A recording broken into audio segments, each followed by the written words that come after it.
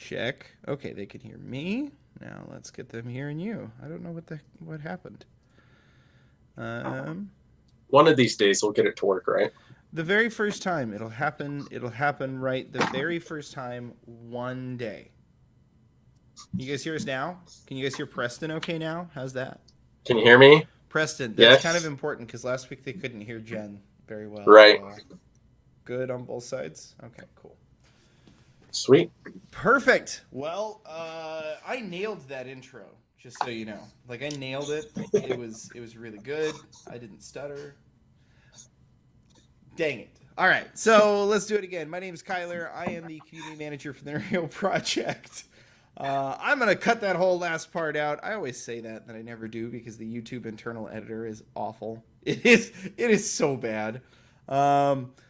I'm joined today by my intrepid co-host and community. What are you again? You're the assistant community manager, Assistant community manager. Preston. Co-host. I like the sound of that. Yeah, That's definitely. excellent. You Yeah. know what? If we're gonna start doing this other thing, I need a co-host, or I'm going to need somebody to do gags with. Oh, heck yeah, dude. So I'm all about it. So, yeah, just to introduce myself, I'm Preston Atkin. Been with the project a while now. Yeah, just glad to be here, be a part of it. woo! I was saying that I am freshly back from a pretty fancy shindig that I got to go to last night. It was hosted by a community, a Neureal community member, sort of. I mean, well, no, I'd say she doesn't hold any Neureal at the moment, but it's only because I don't think she's an accredited investor. I think she still needs to go through the accreditation process. But Virginia, she's fantastic. We'll talk more about her later, and that got set up through Rich. I know Rich has some Neureal tokens. We've been paying him for services rendered for a little while now. That guy's fantastic. Thank you so much, Rich. He's one of our mods in our Facebook community as well as the Telegram community, though unfortunately we haven't seen him a ton recently because he's had to move. Speaking of which, I'm moving to Portland. Fun. Which means this is like I've got like a week and a half left in this office. Then I'm gonna have to get a new office. Nothing like your beautiful library, Preston. Thank you. I like it. It's a good place. That's why I put my office here. When are you moving to Portland? Literally the last day of this month. My wife's. Well, I guess I can make the announcement. There's not going to be a ton of announcement news. There's going to be a lot of discussion, and a tall bike. There's gonna be a lot of discussion this week, but here's some news. My wife's pregnant. We're pregnant, and Woo! we've been doing the digital nomad, living in an RV at really nice RV parks, but still living in an RV for a while now. And the sad truth of the matter is that when you're pregnant, you have to roll out of bed, and the way that our RV is set up, that you can't roll out. There's a wall on both sides of the bed. You have to kind of like scooch out of the bed. So it's just not going to work for very much longer. We are going to go rent a room from her brother because he bought this big, beautiful, nice, like 5-6 bedroom house. It's enormous. And so we're going to go rent a room for a couple months till the token generation event is over. And then we'll figure out what we're going to do from there. But yeah, there's like 4. I looked it up on Google Maps. There's like 4 co-working spaces within walking distance of the house. Oh, nice. So yeah, it's gonna be good. We're dragging. I'm not gonna lie, guys. There's not a ton of news today, and I don't really badly want to talk about. Well, oh hey, thank you so much, Shadow. I don't really want to talk about the crap that we do have to talk about. It's nothing bad about the project. It's bad about the world in general, and it directly ties into why we're doing what we're doing and why what we're doing matters. There's been some news in the world of tech and in the world of AI, and it's been kind of quiet, Preston, wouldn't you say? I mean, yeah, it's kind of been downplayed a little bit, and it's so important that it needs to be talked about. It really does, but it's kind of hard to segue into it, guys, and it's because it's kind of gut wrenching a little bit. Yeah, it kind of is. Okay, well, I'll just Go drop for the it, Preston. bomb. There's been a couple of developments. First, Google just released its new code of conduct, and they removed their very famous kind of their motto, "Don't be evil."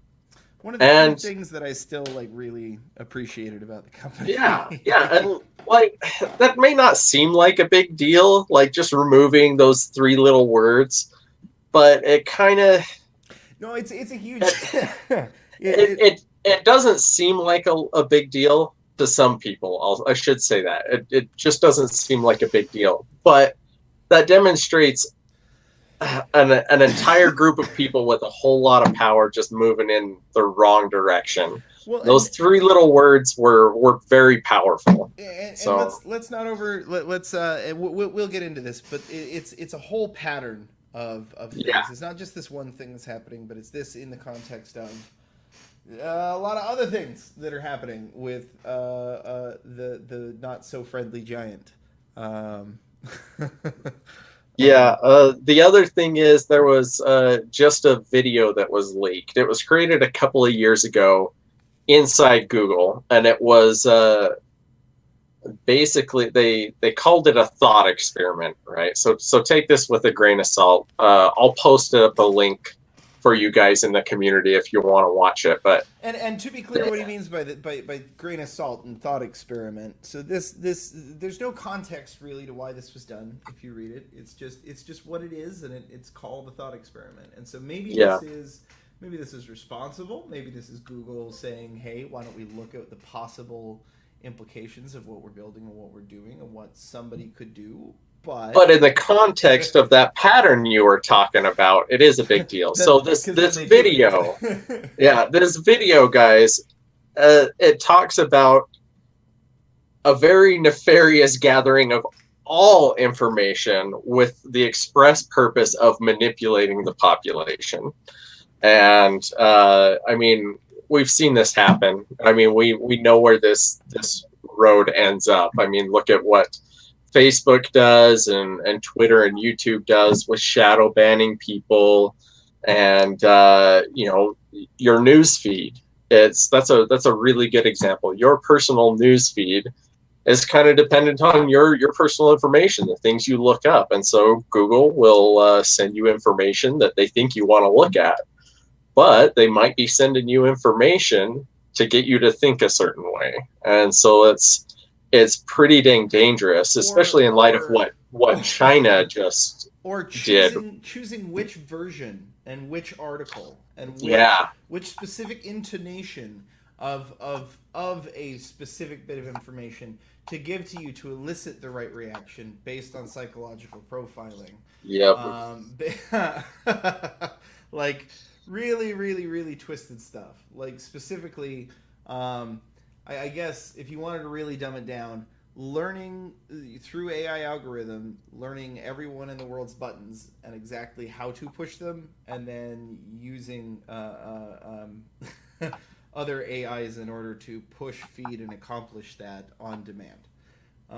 yeah, and it's a new way to herd people. It's a new way to control the population, guys, and it's AI is quite possibly the most powerful tool ever developed by man, and potentially could be very, very damaging, but it can also be our greatest asset, and No, it's that's absolutely true. that's what Neureal is about. And the data. Let's not just talk about the AI too. Let's talk about the data streams, because the Yeah, data streams themselves are incredibly useful to individuals. The question is just who has access to where the data goes, who has access to who benefits from that data. Like if an individual is generating the data, should that individual not be the one who at least partially benefits from it? If nothing else, I mean, I've known enough artists pretty personally. I would say they could make a pretty decent argument to say, if nothing else, the data that you generate is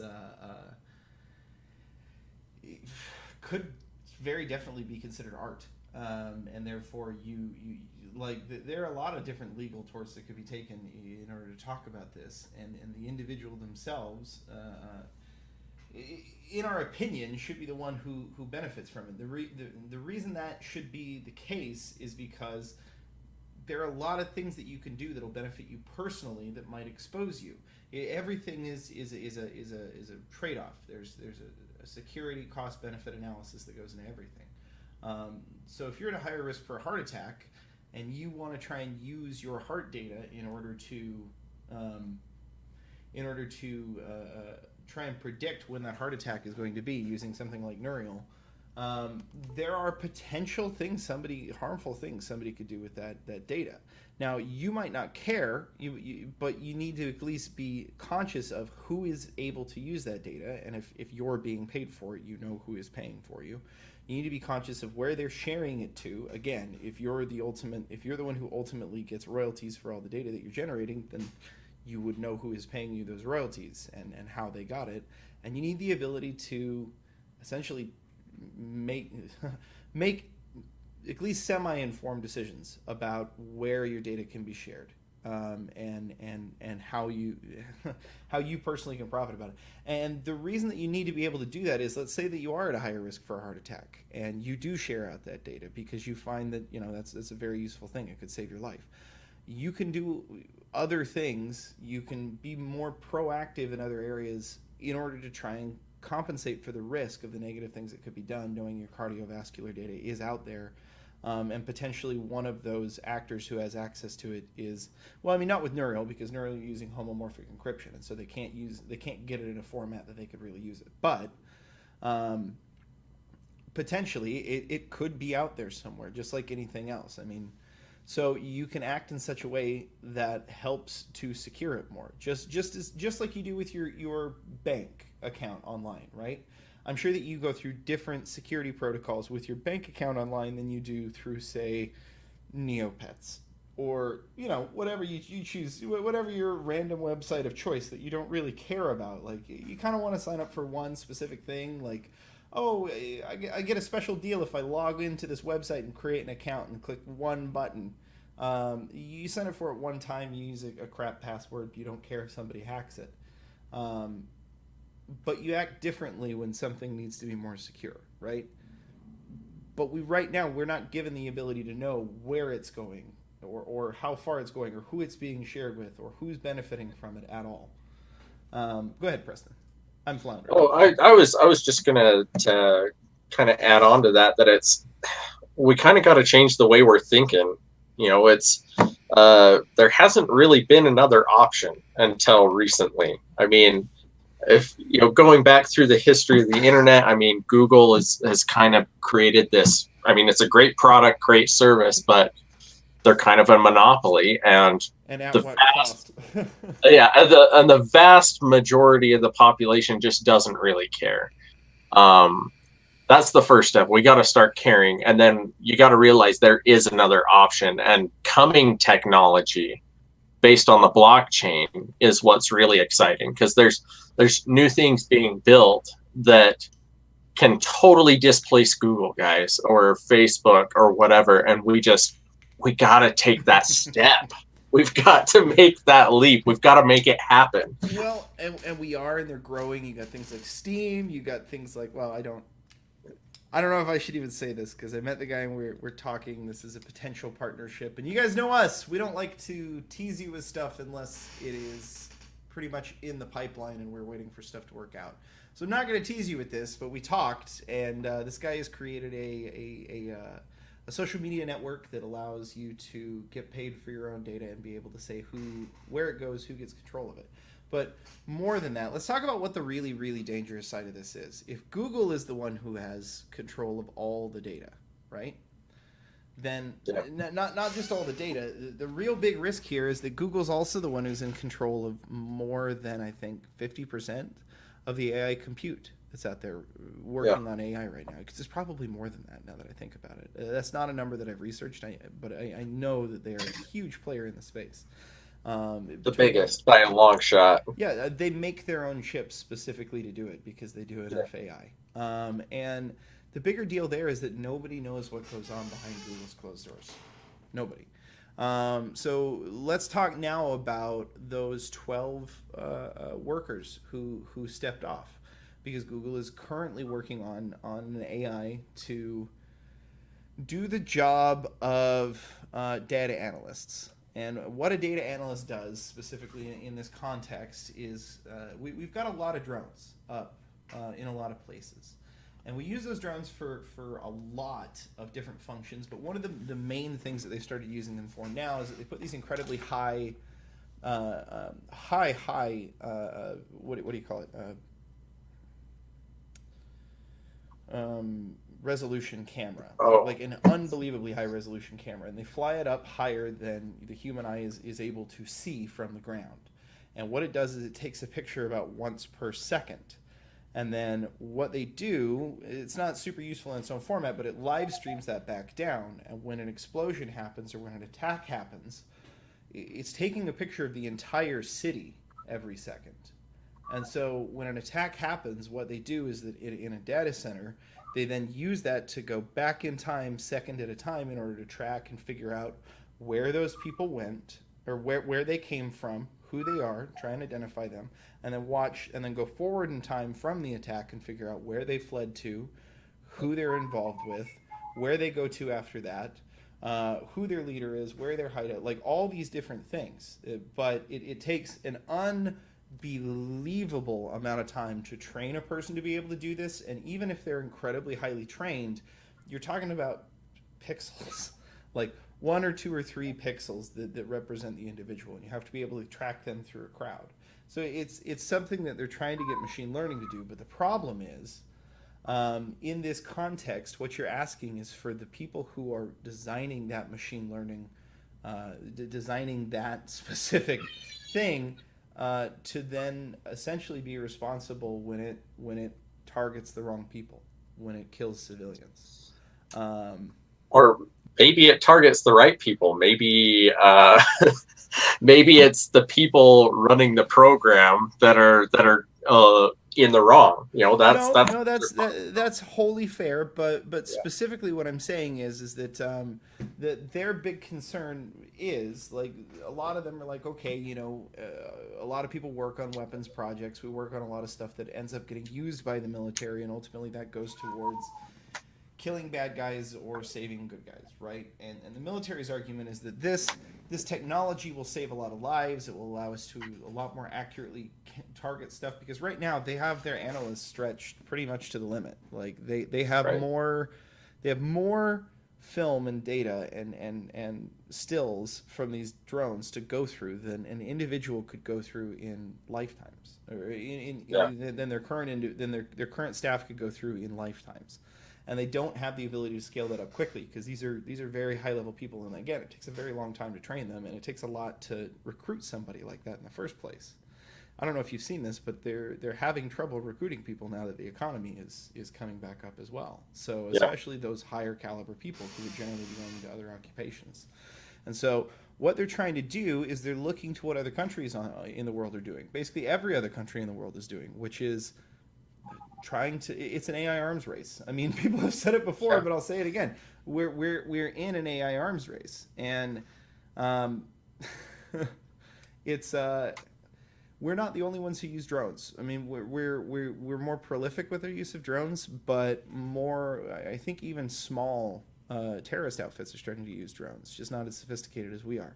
But the development of the swarm AI and the development of specifically the targeting AI is where our AI ethicists are specifically telling us that this needs to be, that we need to be incredibly careful about what we allow to happen here. And one of the things I love most about Neureal is there's the potential that in the future this could be the very thing that the US government could come to the Neureal network, could put up a huge reward for it and say, hey, we want people to develop, targeting for individuals and be able to match, terrorist individuals and separate them from non-terrorist individuals, and then be able to recognize when they're in a situation when a drone can strike them and no civilian casualties will occur, right? And that's kind of a scary thing until you realize that the people on the other side of that, the predictors themselves, they're the ones who get to opt in as far as like, hey, I want to participate. Hey, I think this is the right thing. And not only that, there are a lot of abilities for other people to be able to set up very different predictions. Like, for instance, small people on the ground being able to predict different flight patterns of the very drones that are trying to track them Well, themselves. the And it boils down to this: it's everybody is going to have access to the technology versus a very small pool who have, let's say, questionable integrity.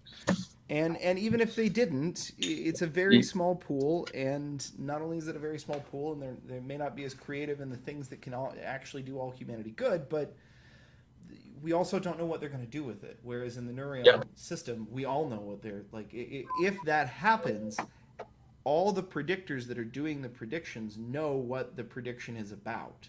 yeah, They may not know the data that's being fed into it on a, like, they will know sort of what the data is. For instance, they'll be like, hey, we know that these are live streaming images or something. They won't know where those images are coming from. They may not even know who's feeding them in, but they know that they're images, right? right. But they're not. Anyhow, yeah, I thoroughly believe that a system like this really holds people accountable, because we can then see how much money and how much or how many Neureal tokens, I should say, have been put forward towards that particular how much is being used for it, how many people are accepting it. We can then see who is winning those predictions, and then try and lean on, like, if individuals want, they can try and lean on that predictor in order to stop doing it. Or Yeah, it becomes visible. yes, It's no longer, a small group of people behind closed doors making some very impactful decisions for the world. well, It becomes the world making decisions for the world. and then we can see how the decisions are made too, because you can see how the prediction was made. And so, Yeah, very specifically, instead of there was a period of years where not even reporters that were specifically studying this every day and working on it could figure out how they were authorizing drones in order to strike people overseas. With this, that would all be perfectly visible on a consistent basis. So, yeah, not super happy fun time stream today, but super important, guys. We can't let Google be the monopoly on this, and not just Google, guys, because here's the thing: like, we knock on Google like they're we've been talking in this episode like they're unique, and really what it is more just they were unique in that they were at least trying culturally to combat the drive to just be evil in the tech industry. yeah. And that's the actual big deal here, is that now they join everyone else. And especially, I hammer on this all the time, guys, but China is putting unbelievable amounts of money into AI research, and they're using it for purposes that should make your skin crawl. Make my skin crawl. You Uh, should remind everybody what their and latest is. all well, I mean, latest. I don't know about latest, but I'll tell you that there are places in the country where people are a particular kind of Muslim minority. It's in the west part of the country. They're called Uyghurs, and the deal is that they are the West doesn't call these minority groups terrorist groups, because they haven't really done anything except for try and defend their own land. But the Uyghurs, the Chinese, call them terrorist groups, and because they have a permanent seat on the UN Security Council, they de facto get to add people to the list of terrorist groups. So they're officially listed as a terrorist group. They are not super hardline on just about anything. They don't eat pork and a couple of other things like that, but they're very they're not they're not big hardliners like a lot of other people. You don't see a lot of jihadis coming out of this area. So the deal is that the Chinese government is cracking down on these, has been cracking down on these individuals for a long time. And something China tends to do is that they move into an area, they then saturate it with Han, which is ethnically Chinese, and then they systematically disincentivize the people who are from that area and then push them into smaller and smaller and smaller kind of communities in entirely different regions. Um, it's unfortunately an industrialized modern version of what we did to the Native Americans, only much quicker, and unfortunately it seems to grind even finer than we did. And horrible reflections of history, but they're using AI to do it, and that's kind of what's making it so quick. They have a lot of areas in China, not absolutely every square inch of China, but in multiple different areas in China, and specifically everywhere in this western province. Absolutely everything you do, everywhere you go outside of your home, and in most places inside your home, is fully monitored. Not audio and video. Not only that, but in order to even like walk down the street like 3 blocks, you'll pass through 5 to 6 security checkpoints where they check you for knives, guns, and metal objects. It is locked down, and what they're using the AI for there specifically is they use a facial recognition software in order to track where each individual went, and then use it in order to build up. They have what they call Sesame Credit, and what Sesame Credit does is it's kind of like a credit score, but it's for party loyalty to the Chinese Communist Party, and it records who you associate with, how much time you spend with them, what your religion is, what your job is, all of the varied many things that you do, and it gives you plus or minus points depending on that. Plus, it automatically reports to authorities if they feel like you were involved with anything at all nefarious. Yeah. It's and that's not just in the western part of the country. They've got that around Beijing. They've got that in many of the larger cities. Yeah. But all of the even smaller, like small towns and cities out in the western province are entirely wired down like this, and it just keeps getting bigger. And some of it's for good. I mean, they're using a lot of it in order to track how much power is being used in different areas and figure out how to live more sustainably. But the majority of it is being used to control people, to coerce people is the the operative thing there. Sorry, Preston, go ahead. No, it's okay. I was just going to add in a lot of that same technology is being used here in the States. I'm not sure about other places in the world. I'm sure the EU's probably got traffic cameras like we have here in the States that track your license plates, but they're also implementing facial recognition now onto street cameras here in the States, and they're tracking people. And it's a turnkey tyranny, guys. It's just a matter of time before somebody decides to implement something like the Sesame Credit. And so it's something that you should be aware of and you should be thinking about. Well, and the scary thing to me is, do you want to know something crazy? Do you know that credit scores are not run by the government? They're not, until very recently, they weren't regulated by the government. Do you know how credit scores came to be, Fudd? No, I don't. So the original credit scores were actually run by private detection firms or private detective firms that were hired, like the Pinkertons. I think actually the Pinkertons may have been specifically the first place to do this, but private detective firms that were hired by banks and places that were going to be lending money out to people, and larger power brokers in order to gather information on people that they were considering giving loans to. But always, forever, it is included information like your age, race, sex, gender. Sorry, I twice there, sex and gender together. But where you lived, how much money you make, who you associate with, what your politics are, who you donate to, all kinds of really scary, crazy stuff that even today we're like, that's really uncomfortable. But the fact is they've been collecting all of that, and they had their own scoring system that was unavailable to the public until the 80s, like 70s or 80s, and until Congress passed a law that said that we had to be able to see what they were putting on those credit scores.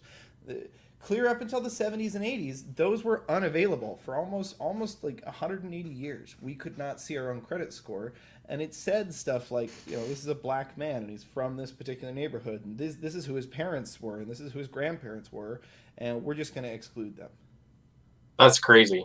I didn't know that. I'm gonna totally research that now, though. Like that's Please freaking do. crazy. No. That is. Hey, nice to see you, Corey. Good to see you. Thank you, Shadow, for being here. It's good to see you guys. Yeah, no, that is how. What I always like to bring it back.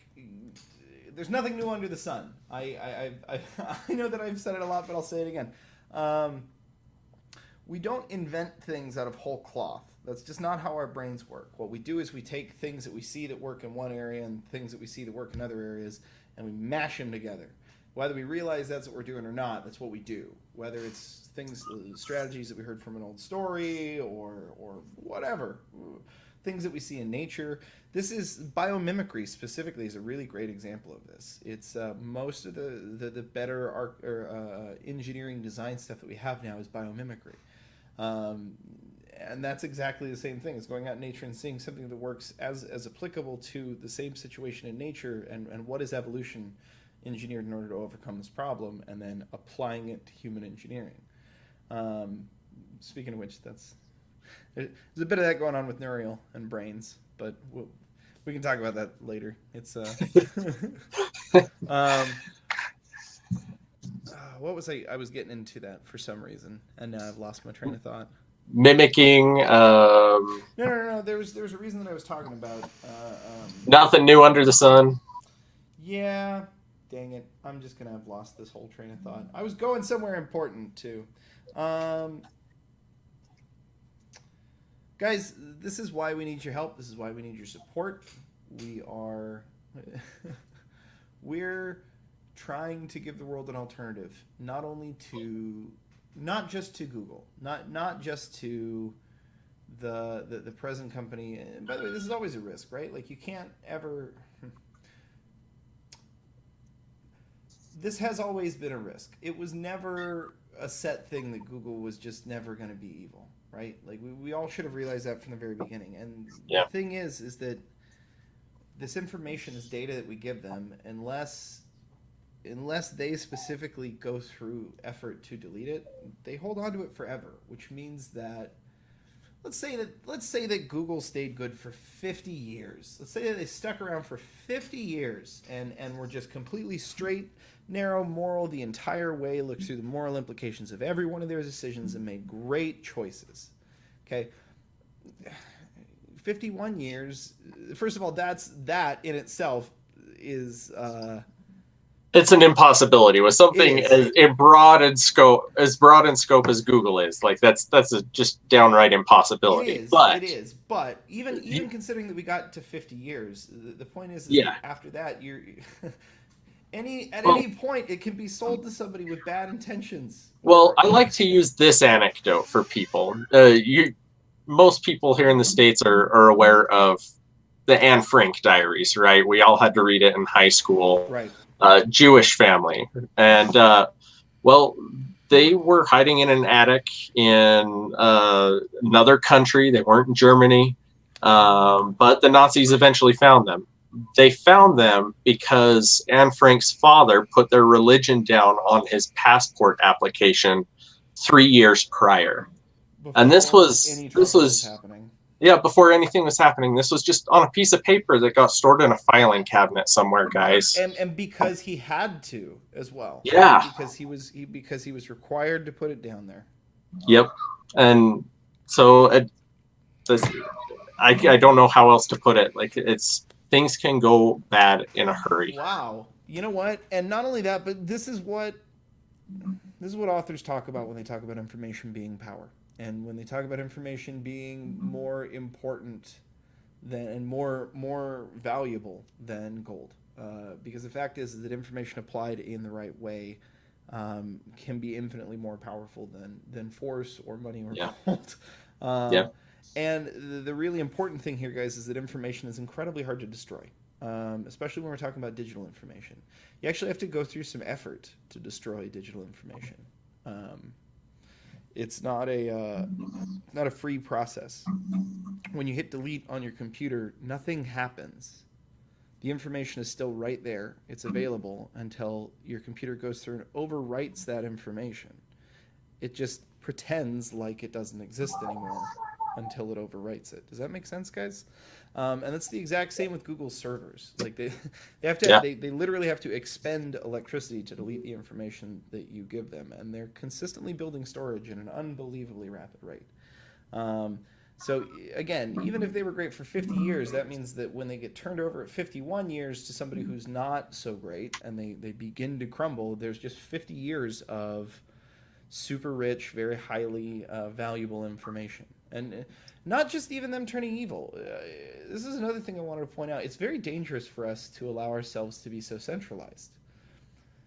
Think about this. Like, security is constantly changing, right? And it's very, very hard for even these top these top companies who handle our data to stay secure, because it's such a rapid field. And when you are trying to defend information, you're defending from a million vectors. You have to be right and secure and make the right choice every single time. And all an attacker has to do is be better than you once, be faster than you once. It's inevitably it's a very hard game to win.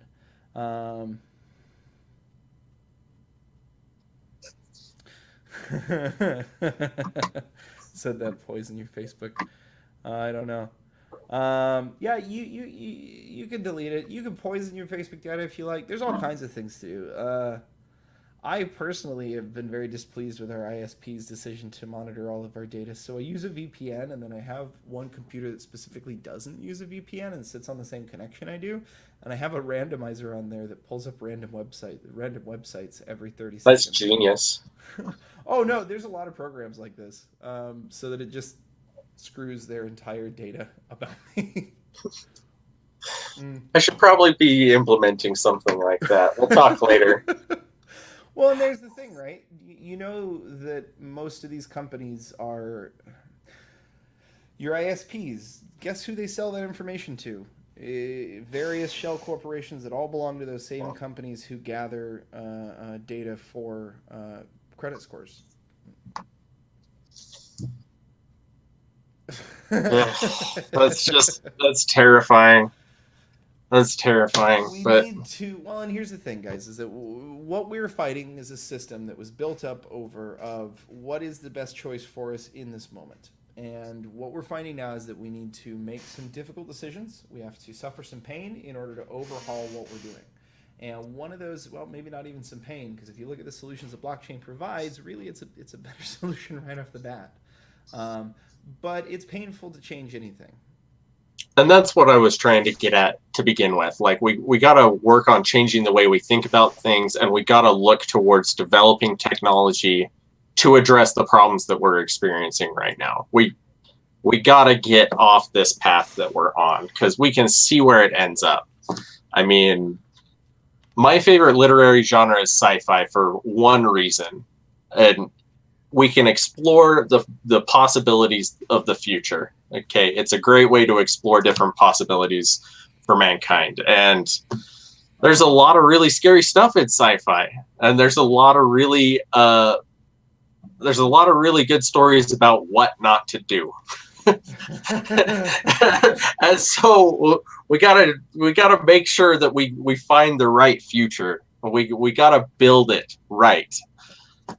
And it's going to take constant effort. We just got to get on that path, and we gotta be consistent. We gotta look at what the overall problems we're experiencing are, and try and find a solution to those very basic problems. One of which is just privacy right now and ownership of data. How do we address that? Blockchain is an awesome technology that can totally restructure how the world works. Well, yeah, and to be honest, in a time when it needs it most. And to be honest, I mean, I've been thinking about this a lot recently. It's funny how valuable to humans human interaction is, because if you really think about 90% of the data that we're doing, it all goes towards stimulating or suppressing human interaction. And it's shocking to me how much people will pay to interact with one another. Like let me point this out, right? Escape rooms.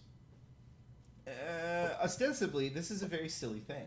They're fun, they are, but why are they fun? They're fun because you go to do them with other people. This is not something that 99.9% of the population will go and do by themselves, right? They go there and they pay other people to be in the company of other people doing something enjoyable, right? And that is paying for interaction, which ultimately quantifies into data. It's just funny to me how much of our entire economy already revolves around data. We're just not optimizing it very well, and specifically, it's funny how much my argument sounds kind of a little bit like what the socialists are saying. Just instead of means of production, it's who gets to control their own data. Well, no, because you're coming at it from a totally different viewpoint, though. You're coming at it from the individualist viewpoint. No, it's true, That, and that you have self ownership, and your data is a part of you. yeah, imagine collective ownership of data would be a very hairy, weird, scary thing that I don't even know if I want to get into that. That's kind of what we have now with this digital. No. Ours is a lot more like oligarchical, but Yeah, I guess that's true. But well, let's see. Shadow, your question is, Kyler, spill the beans. What's your internet survival kit? I maybe ought to put something together, but what I would say is go to Proton, go get a Proton mail account. That's going to give you an encrypted email, which means that even if somebody gets access to Proton servers, they have to get your individual encryption key in order to see what was in your email. That's not something that would happen if somebody got the keys to Google, which is specifically what I was trying to talk about earlier. Was like, hey, even 50 years down the road, maybe they don't even get evil. Maybe they just get hacked. Right. Also, they're based out of Switzerland, and so there's like some international laws that kind of help protect it even further. Yeah, I was going to go into that when I talk about the next part of that, and that is that if you get one of their email accounts, not only is it protected by Swiss laws, which they're not a party to the Five Eyes Treaty, which would allow foreign, like for instance, the U.S. Foreign Intelligence Agency is like they're not allowed to spy on Americans, but what they can do is ask MI6 or any of these other Five Eye Treaty members to spy on Americans and then give them the data, right? That's kind of how we've been operating for quite a while. Switzerland's not a party to that. Not only that, but Switzerland has laws that specifically prevent them legally being able to do that. Doesn't mean that they won't. I mean, it's just a paper shield, but it helps a little bit. They can't be outright nasty about it. And the second thing that they do is they have a VPN service which allows you to ping your traffic directly and only through Swiss servers, which also helps protect you in a secondary way, because that's another way that the CIA and multiple other Five Eye Treaty members track you, is by checking the various. It's basically the equivalent of checking with cell phone companies where various different cell phones have connected to different towers, and then just getting that whole record. It just allows them to track users, even if you are using a VPN in a lot of cases. Just makes it more difficult. So yeah, there's one. Another one is that randomizer I talked about.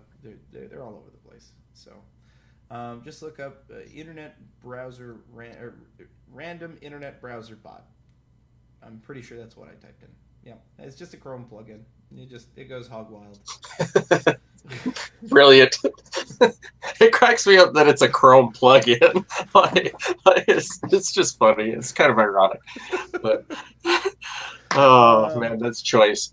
Yeah, there's all kinds of things you can do. You're never gonna be all the way ahead. I'm not gonna lie, guys. Like I do all this like I said earlier. It's important to know what happened to your data, right? And I speak. We don't have a lot of time left, but I want to speak personally. I speak on this from a personal level because here's a great example. Here's our my little Anne Frank story a little bit, not exactly, but I joined the military. When I joined the military, I got a high-level security clearance, and when I did that, I had to. The FBI went and interviewed like my therapists, my parents, all my employers, several of my teachers. When they did all these interviews, they took recordings. They wrote all this stuff down. They took DNA samples. They took fingerprints. They did multiple interviews with me personally, and they stored all that information. And about 2 years after I got out of the Marine Corps, I come to find out that several years previous, like in 2008, when I was still in, they were breached, and all of that data was stolen. All my genetic data, all my fingerprints, all of the interviews with my therapists, all of everything, everything stolen by a foreign actor, and is now freely for sale on the dark market. It's yeah. So you must be careful. We are living through a shift in what we as a society find valuable, and how we protect that data, which we now find much more valuable than we used to find it. Um,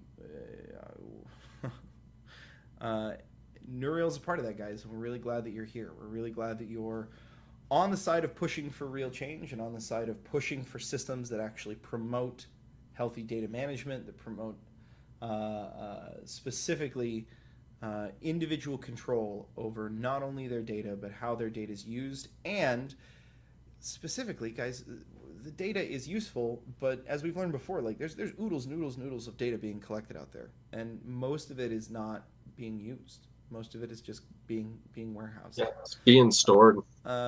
Because we're developing ways to better use it, because manpower is incredibly expensive and very sloppy, to be honest. When we're talking about like the kind of super simplistic tasks that need to be done, human attention is not super great over the long term. Yeah, and we're just not good at stuff like that. We're not good at analyzing huge, vast amounts of data and piecing it together like a computer can. And that's where AI comes in. You know, it does some things a lot better than humans do. Yeah, so there's all this data being warehoused. We want to give everyone on Earth the ability to use that data in useful, productive ways. The exact same way that a search engine, specifically like a Google or Yahoo, specifically the way that they did there was unbelievable, untold amounts of information available on the internet. It was out there. It was being published. Nobody could figure out how to access it for the most part, because unless, in the early days of the internet, unless you knew the exact address that you wanted to go to, then you couldn't get there. And then eventually DNS servers came out. So then you could slap up a more memorable name rather than like your actual direct address. And then still you had to know that name or the address family in order to get there.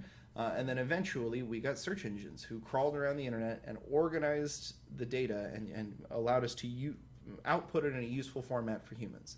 That's what Neureal does with future predictive data.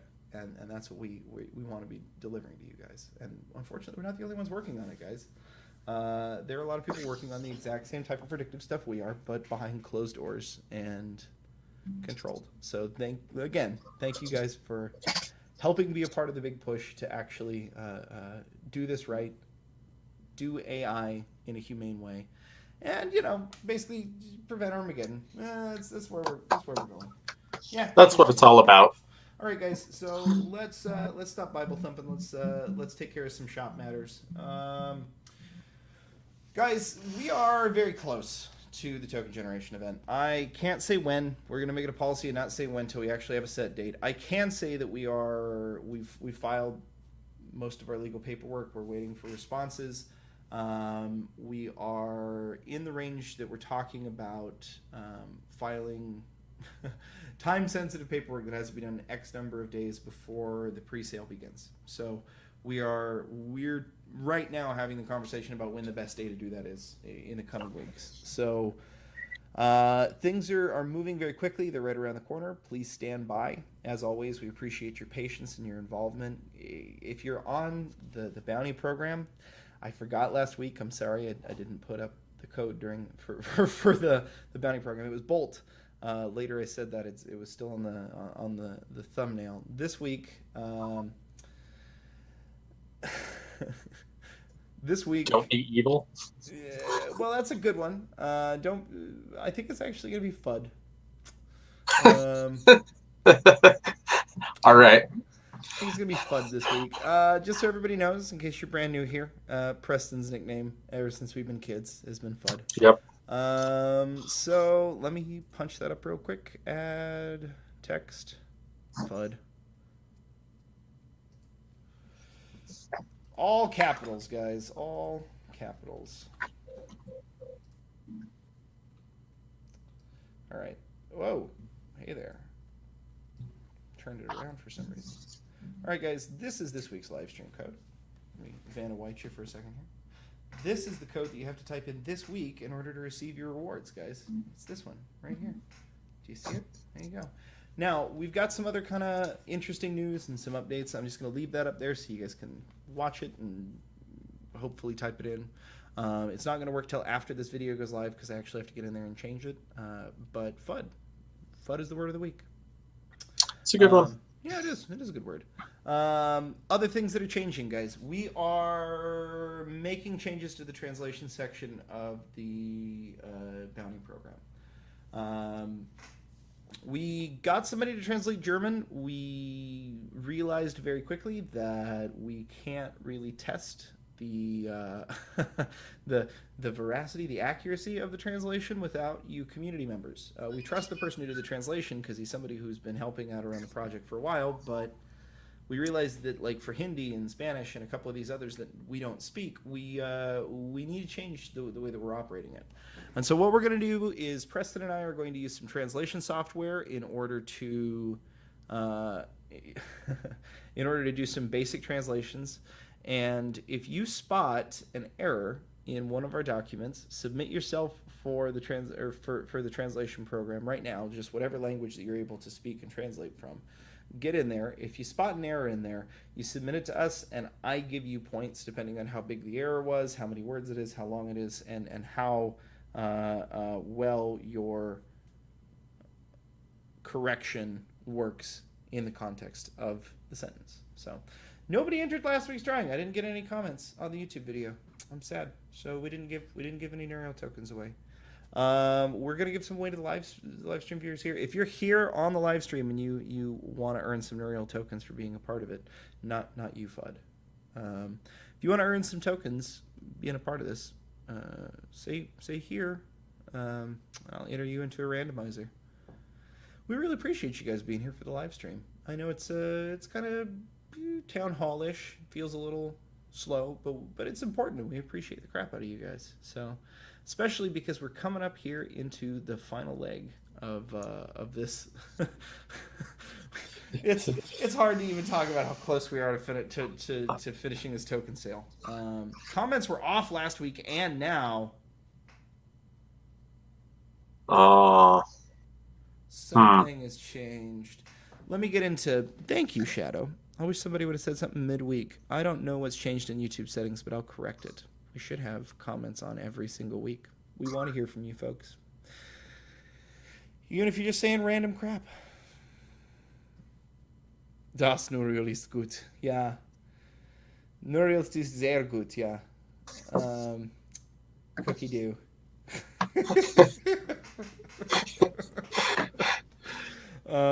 Inside joke. All right. So we've got Corey and Shadow.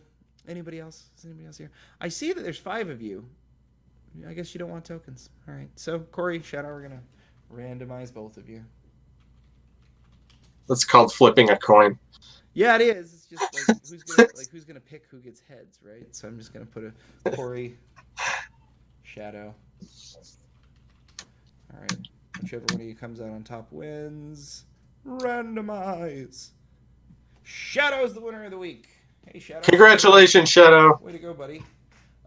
You just got yourself 25 Neureal tokens. Hooray. Or, well, bounty tokens. I should be very clear. All right, guys. I think that basically wraps it up for this week. Do some videos, guys. Make some videos for us. Yeah, we need videos. Talk about what you want to do with the Neureal Project. Talk about what kind of business you want to build with the ability to see the future and how Neureal would allow you to do that. And guess what? We might actually fund the AI portion of your upcoming business venture. That's how this works, guys. Get in on there. All right. That is an offer they can't refuse. I hope so. So with that, we'll see you next week. Thanks, guys. If you have any questions, plop them into the Telegram. We're always there to answer them. Sorry if it takes us a little bit longer to get around. we're being stretched pretty thin as we come up to the ends here. I never win, so odds were in your favor. Corey, I know Sorry, Corey. I know the feel, bro. I know that feel, bro. You know what, Corey? There are only two of you responding, so I'll tell you what. You're each getting 25. Each of you PM me with your with the email that you used to sign up for the Telegram or for the bounty program. I know that you've probably done that before, but my Telegram is like 3 miles long and it takes me like 8 days to scroll through it. So send me another one. And goodbye, all. We'll see you next week.